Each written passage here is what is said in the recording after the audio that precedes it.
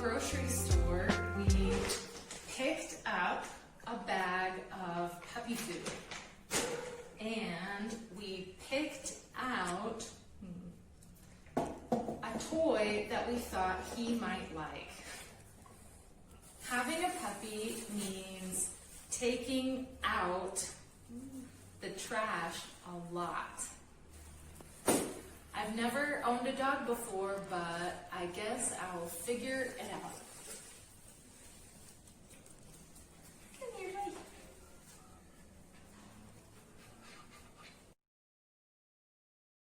Why did I introduce you to my furry friend? Well, he's really cute, but also, and more importantly, I used several examples of two-word verbs, which is what we're practicing in chapter 9. Two-word verbs consist of a main verb and a preposition. For example, we picked up puppy food at the grocery store. Es súper importante que sepan que los two-word verbs típicamente en la mayoría de los casos tienen otro significado comparado con el verbo principal solito. Entonces, al ver pick up, a lo mejor piensas es escoger, es cortar, porque así es pick solito, pero con esta frase pick up tiene otro significado, lo cual es recoger. Another example, having a puppy means taking out the trash a lot. So again, take out does not mean tomar, it doesn't mean llevar. Take out is sacar. It has a different meaning. So today we are practicing specifically something called separable two-word verbs. And we have a few different ways that we can express separable two-word verbs structurally. We picked up puppy food, or we picked puppy food up. So notice that we separate the two-word verb by the person or the thing that receives the action. What did we pick up? ¿Qué recogimos? Puppy food. One more example. Having a puppy means taking out the trash a lot. Or, having a puppy means taking the trash out a lot. What do we take out? ¿Qué sacamos? The trash. También, cuando utilizamos los pronombres de objeto, a fuerzas tenemos que separar el two-word verb. So this is why I wanted to practice this at the beginning.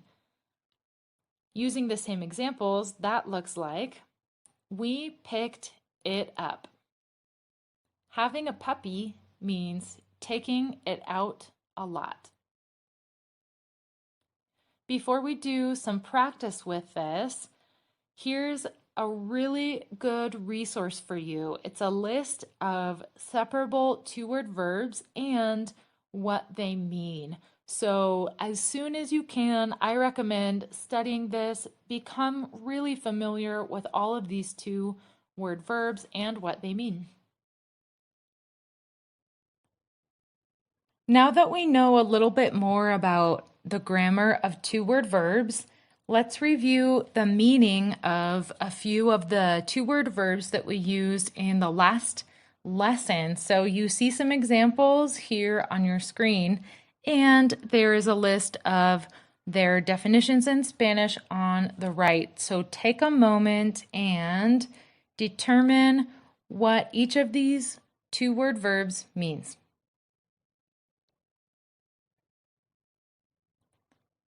Let's go over your answers. So fill out means llenar un documento. Pick up, recoger. Take back, devolver. And hook up means conectar. Awesome. Well, we're officially starting the second part of Chapter 9. Hooray. Let's read through the model together. A. Did you remember to turn off the oven? Or, did you remember to turn the oven off? B. Oh no, I forgot. I'll turn it off right away. So notice that in the question, we have two possible grammatical structures, and that's because we're using the actual object oven.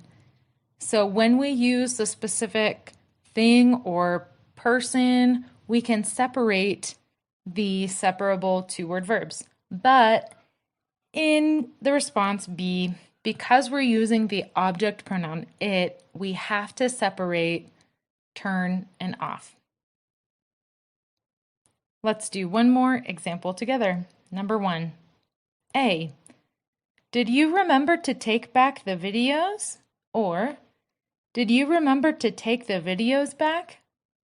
B. Oh no, I forgot. I'll take them back right away. Now it's your turn with number 2. So take a moment, form this short conversation, pause the video if you need to.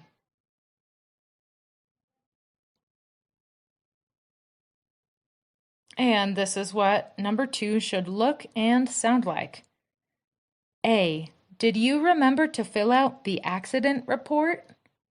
Or, did you remember to fill the accident report out? B. Oh no, I forgot. I'll fill it out right away. It's your turn to work on exercises 3 through 9. Remember that if you don't remember the meaning of any of these two-word verbs, you can check your vocabulary list or the list that I showed you earlier. Next, we're going to do some reading. A. Listen. Everybody in the Peterson family is very busy today. It's Saturday, and they all have to do the things they didn't do during the week. Mr. Peterson has to fill out his income tax form. He didn't have time to fill it out during the week. Mrs. Peterson has to pick up her clothes at the cleaners. She was too busy to pick them up during the week. Their son Steve has to take his library books back. He forgot to take them back during the week.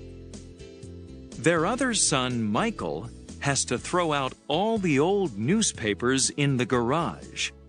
He didn't have time to throw them out during the week. Their daughter Stacy has to hook up the new modem for her computer. She was too busy to hook it up during the week. And their other daughter Abigail has to put her toys away. She didn't feel like putting them away during the week. As you can see, everybody in the Peterson family is going to be very busy today.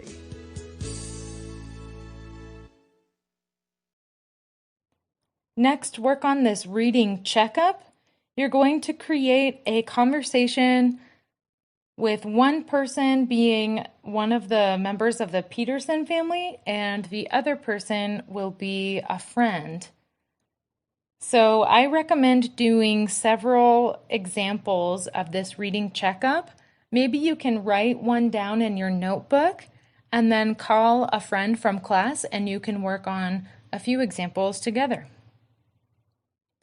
Your homework for this lesson is page 101 in your workbook, so work on that. And I have this extra activity for you. It's going to be really good practice with becoming familiar with the different two-word verbs that we have and can use. All right, guys, nice work, and we'll see you next time. Hola, ¿cómo están? Hoy me tocó compartir un verso de la Biblia, uno de los más populares, yo creo. Ayúdame, vamos a intentar leerlo en inglés, ¿va? Dice, For God so loved the world that he gave his and only Son, that whoever believes in him shall not perish, but have eternal life. John 3:16. Vamos a intentar leerlo en español. Diría lo siguiente, porque tanto amó Dios al mundo, que dio a su Hijo unigénito, para que todo el que cree en él no se pierda, sino que tenga vida eterna. Juan 3:16. Quiero enfatizar algunas palabras. Amó, Hijo, unigénito, cree, vida eterna. Me está diciendo aquí, Dios me amó de tal manera que envió a su Hijo unigénito, para que si creo en él, no me pierda, sino tenga vida eterna. Juan 3:16. Hay otro verso en la Biblia que me gusta mucho que dice, el que cree en Jesús, aunque esté muerto, vivirá. Y ahora que escuchamos tanto de muerte, tanto de enfermedad, wow, vale la pena pensar en esto.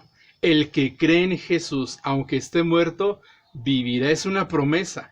Dios me amó, envió a su Hijo único, unigénito, para que si yo creo en él, no me pierda y alcance la vida eterna. Mi pregunta es, ¿crees tú? ¿Tú crees en Jesús? Y si no, es tiempo de abrir tu corazón, creer en él y poder alcanzar la vida eterna, obviamente llegado el tiempo. Cuídate mucho, que Dios te bendiga. Bye.